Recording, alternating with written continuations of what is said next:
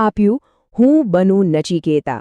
આ ખાલી એક નામ નથી, આની પાછળ એક આખી ફિલસૂફી છુપાયેલી છે. હવે નચિકેતા કોણ છે? આપણામાંથી ઘણાને ખબર હશે. એ ઉપનિષદનું એક એવું પાત્ર છે જે પોતાની જિજ્ઞાસાને કારણે જ્ઞાન માટે યમરાજ સુધી પહોંચી ગયું અને એમને પણ સવાલો પૂછ્યા. તો આ પ્રોજેક્ટનો હેતુ પણ એ જ હતો, દરેક બાળકની અંદર રહેલા નચિકેતાને જગાડવાનો. તો આ આખો આઈડિયા હતો શું? એકદમ સિમ્પલ પણ એટલો જ પાવરફુલ. હવે શિક્ષક નહીં પણ વિદ્યાર્થીઓ પોતે જ પ્રશ્નો બનાવશે. એમને એક ટોપિક આપવામાં આવે જેના પર એ લોકો પ્રશ્નો તૈયાર કરે અને પછી ટીમ બનાવીને એકબીજાને પૂછે.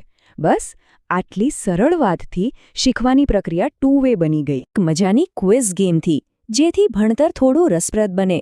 પછી બાળકોના લખાણમાં સુધારો આવે એ માટે લેખિત ક્વિઝ આવી અને ધીમે ધીમે એમાં નંબર બોક્સ, થીમેટિક પ્રશ્નોત્તરી, રાઉન્ડ ચર્ચા અને છેલ્લે તો ઇન્ટરવ્યૂ શૈલી જેવી કુલ 6 અલગ અલગ પદ્ધતિઓ વિકસાવવામાં આવી.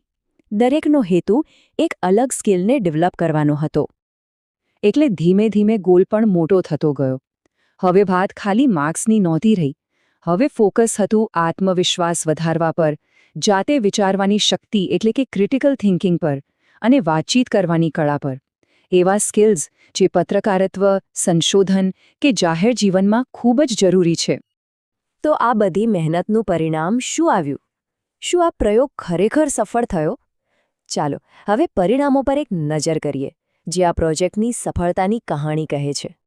અને આ આંકડા ખરેખર અદ્ભુત છે. યાદ છે, પહેલા 95% વિદ્યાર્થીઓ પ્રશ્નો જ નહોતા બનાવી શકતા અને હવે 80થી 90% વિદ્યાર્થીઓ સક્રિય રીતે પ્રશ્નો બનાવે પણ છે અને પૂછે પણ છે. આ જબરદસ્ત બદલાવ છે. અને આ બદલાવની અસર સીધી એમના રિઝલ્ટ પર પણ દેખાઈ. આ ટેબલ જુઓ. સામાજિક વિજ્ઞાનના સ્કોરમાં વર્ષ દર વર્ષ કેવો સુધારો થયો છે. ધોરણ 6 અને 7માં તો સ્પષ્ટપણે ઉછાળો જોઈ શકાય છે. હા, ધોરણ 8માં થોડો ઘટાડો છે, જે કદાચ અભ્યાસક્રમ થોડો અઘરો થવાને કારણે હોઈ શકે છે, પણ ઓવરઓલ ચિત્ર ખૂબ જ સકારાત્મક છે. અને વાત ખાલી સ્કૂલની પરીક્ષા પૂરતી સીમિત નથી. આ બાળકોએ તો જ્ઞાન સાધના, એનએમએમએસ અને નવોદય જેવી મોટી અને પ્રતિષ્ઠિત સ્પર્ધાત્મક પરીક્ષાઓમાં પણ કાઠું કાઢ્યું છે. આ બતાવે છે કે એમણે જે સ્કિલ્સ શીખી છે એ એમને વાસ્તવિક દુનિયામાં પણ સફળતા અપાવી રહી છે.